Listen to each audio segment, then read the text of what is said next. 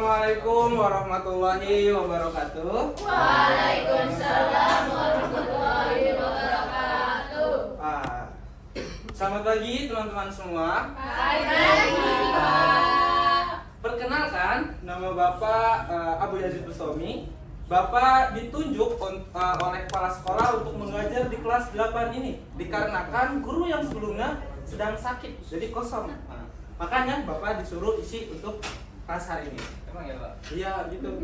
Doain ya biar cepat sembuh biar gak ngajar lagi.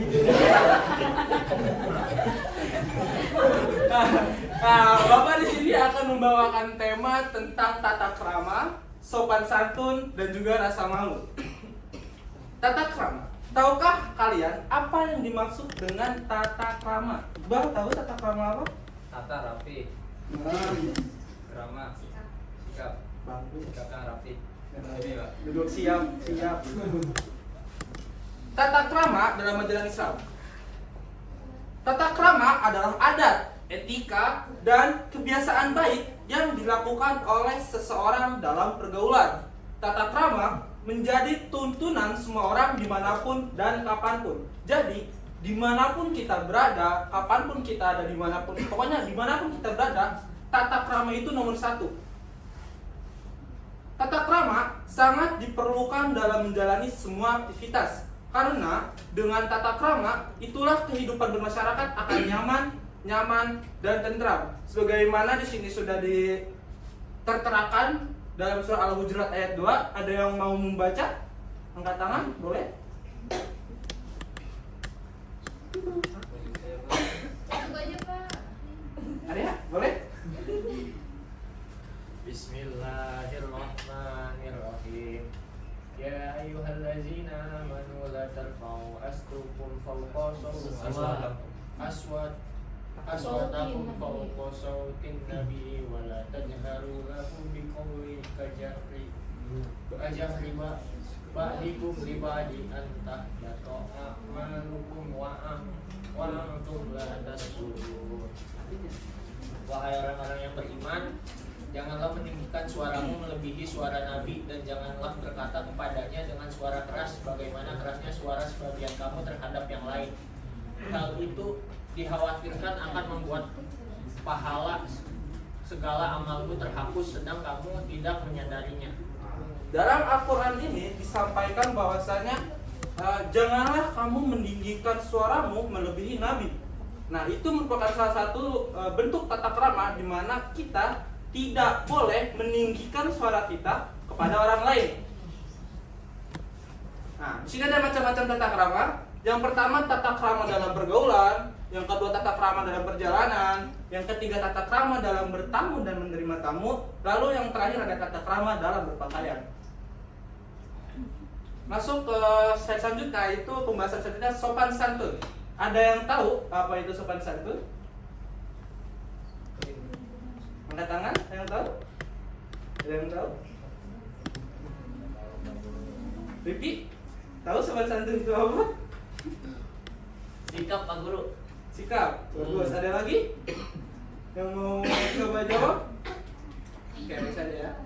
Nah, sopan adalah tertib, patuh pada aturan, hormat, dan beradab.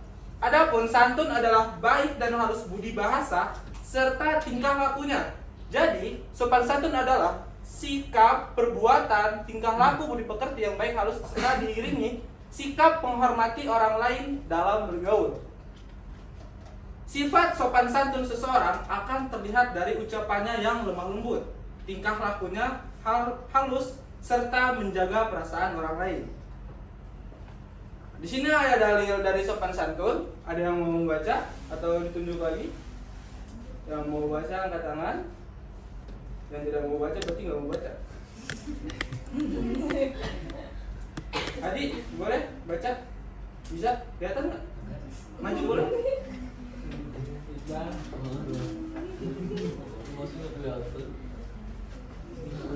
Boleh. Di mana Ki? Deprok di mana lo? A'udzubillahi minasyaitonir rajim. Bismillahirrahmanirrahim. Wa qad rabbuka alla ta'budu illa iyyahu wa bil walidaini ihsana. Innama yablughu 'indaka kibara ahaduhuma aw kilahuma wala taqulahuma ufi wala tanharhuma wa qullahuma qawlan karima. Yang artinya Tuhanmu telah memerintahkan agar kamu jangan menyembah selain Dia dan hendaklah berbuat baik kepada ibu dan bapak. Jika salah seorang di antara keduanya atau keduanya sampai berusia lanjut dalam pemeliharaanmu, maka sekali-kali janganlah engkau mengatakan kepada keduanya perkataan dan janganlah engkau membentak keduanya, serta ucapkanlah kepada keduanya perkataan yang baik. Quran Surah Al-Isra ayat 23. Makasih ya. Nah, di dalam ayat ini dikatakan bahwasanya ada perkataan janganlah kamu berkata kepada orang tua. Lalu ucapkanlah kepada keduanya perkataan yang baik. Nah, itu merupakan sopan santun. Next. Contoh-contoh dalam sopan santun adalah 1. Menghormati orang yang lebih tua. Yang kedua, menerima sesuatu selalu dengan tangan kanan. Yang ketiga, tidak berkata-kata kotor, kasar, dan takabur. Selanjutnya ada tidak meludah di sembarang tempat. Selanjutnya tidak menyela pembicaraan. Lalu berpakaian dengan sopan dan santun. Sikap sopan santun memiliki banyak manfaat. Di antaranya yang pertama, menjaga harmoni. Sikap sopan santun dapat membantu menjaga harmoni dan perdamaian dalam kehidupan bermasyarakat. Lalu yang kedua ada menghargai orang lain. Sikap sopan santun menunjukkan rasa hormat kepada orang lain. Yang ketiga, menciptakan hubungan baik. Sikap sopan santun dapat membina dan menjaga hubungan baik dengan orang lain. Nah, dengan manfaat sopan santun ini lumayan banyak sebenarnya. Cuman saya memasukkan 3 saja, soalnya nggak cukup, nanti kebanyakan slide. Iya. Nah, sebelum masuk ke slide ini, kita ice breaking. Ice breakingnya itu adalah kalian harus fokus. Kita mulai ya. Cluenya harus fokus. Jika kalian ingin jawaban kalian benar, maka cluenya harus fokus. 5 ditambah 5 berapa jawabannya? Salah. 5 tambah 5 jawabannya 10. Salah. Sama dengan Salah. harus Salah. fokus. Harus fokus 5 tambah 5 sama dengan 10. Salah. Jelas ya, ada yang benar nih. Jawabannya 2. Kalian cluenya kalian harus fokus. Jadi kalau kalian ingin jawaban kalian benar, maka kalian harus fokus.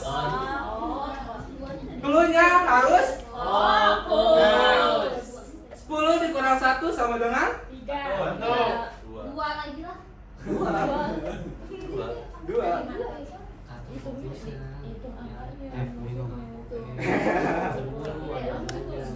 Fokus, makanya harus fokus. Sekali lagi ya, sekali lagi. Fokus. Cluenya adalah fokus. Kalau kalian ingin menjawab benar, maka kalian harus fokus. Cluenya harus fokus. Cluenya harus fokus. 2 dikali 3 sama dengan 3. betul. Ada yang bingung? Masih bingung ya? Masih bingung ya? Biarin yang bingung. Sekali lagi, coba nih ya, coba. Jangan berantem. Diam. Nih, dengerin ya, dengerin. Cluenya adalah fokus. Kalau kalian ingin jawaban kalian benar, maka kalian harus fokus. Jangan nggak fokus. Cluenya harus fokus. 2 dikurang 1 sama dengan 3. 4. 1. 4. 2. Gimana duanya? Cluenya harusnya fokus. Itu kata kuncinya. Tidak. Ya udah, pulas aja.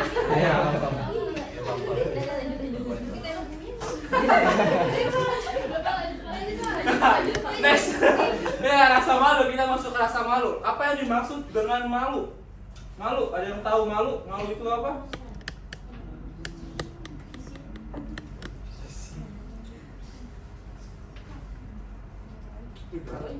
Malu adalah Ayo,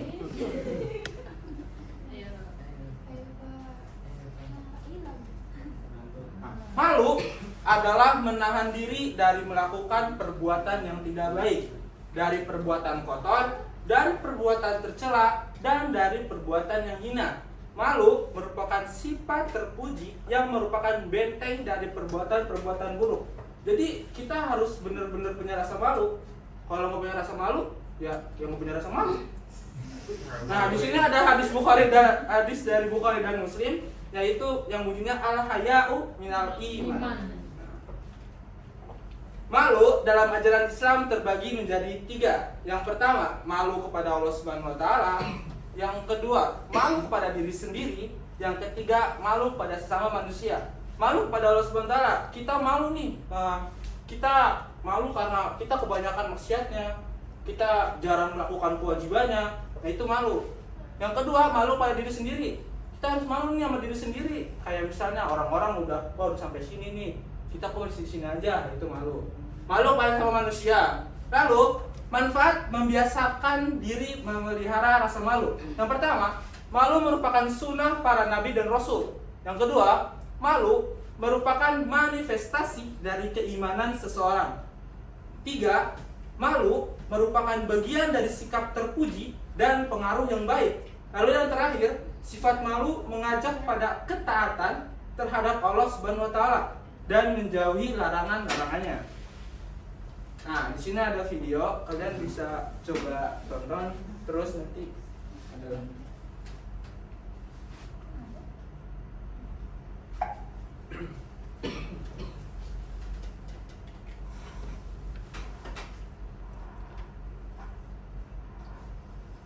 Gadai Syariah terdaftar dan diawasi oleh OJK. itu aja.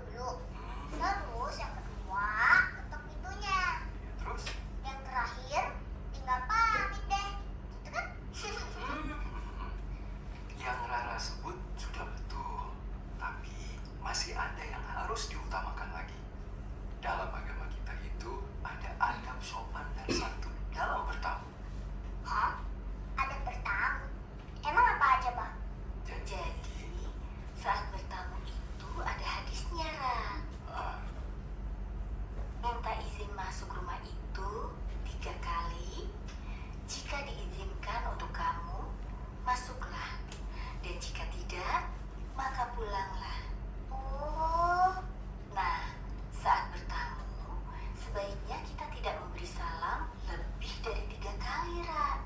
Jadi salamnya cuma boleh 3 kali ya, Uma? Gak boleh mengetuk-ketuk pintu dengan keras, karena itu akan mengganggu pemilik rumah. Nah, ingat nggak tadi kamu kayak gimana? Hah? Emang tadi Rara ngapain? Kayak gini. Tuk, tuk, tuk, tuk, tuk. Tuh, sambil teriak, Bu Lina ada di rumah nggak, Bu? Assalamualaikum, ada paket tuh. Ingat nggak? Itu kamu tadi. Kita sebagai tamu tidak boleh masuk atau duduk sebelum dipersilahkan. Dan yang terakhir, jangan pernah mengintip ke dalam rumah. Jadi gitu sayang, ada bertamu menurut ajaran Islam.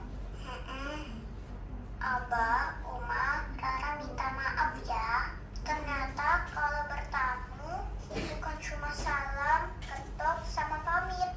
Mulai sekarang Rara enggak teriak-teriak lagi sama ngintip-ngintip lagi.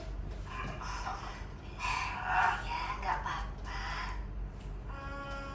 Tapi Bah, misalkan kalau ada tamu datang, Uma sama Rara belum pakai jilbab, gimana? Nah, pertanyaan yang bagus.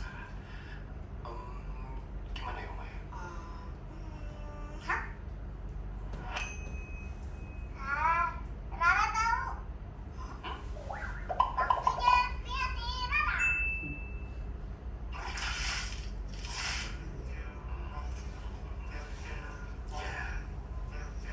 Giliran di sini ditempel syarat.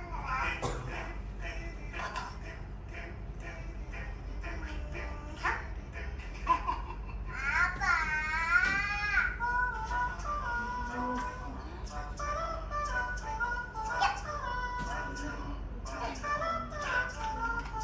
Alhamdulillah. Udah selesai ya, Pak?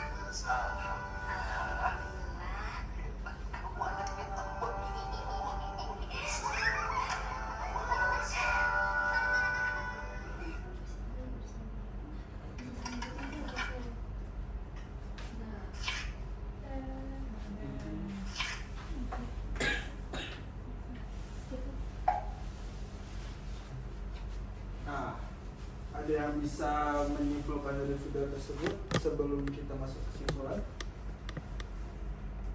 Dari perempuan, dari tadi laki-laki mulu nih. Gimana? Coba bisa menyimpulkan dari video tersebut? Ya, tadi dari video tersebut kita harus mempunyai tata krama yang baik dalam bertamu. Ada tiga kali ketukan pintu, salam, terus jangan teriak-teriak kalau mau ke rumah tamu, harus dengan sopan santun yang baik gitu, Pak. Nah, bagus. Masuk kesimpulan ya, ini tadi. Tata krama, sopan santun, dan rasa malu merupakan unsur penting dalam interaksi sosial. Penerapan tata krama dan sopan santun dapat menciptakan lingkungan yang harmonis. Sementara, rasa malu berfungsi sebagai pengingat untuk bertindak sesuai dengan norma-norma sosial. Aspek ketiga ini saling terkait dan berkontribusi pada pembentukan karakter individu dalam masyarakat. Nah, sekian pembahasan dari materi hari ini. Ada yang mau bertanya tentang ketiga materi ini? Kalau tidak ada yang bertanya berarti orang sudah paham. Kalau sudah paham berarti kita sudah paham. Sehat. Paham semua ya? Nah, baiklah kalau kayak gitu. Terima kasih sudah datang ke kelas Bapak yang hadir. Terima kasih Bapak ucapkan banyak-banyak. Assalamualaikum warahmatullahi wabarakatuh. Waalaikumsalam warahmatullahi wabarakatuh.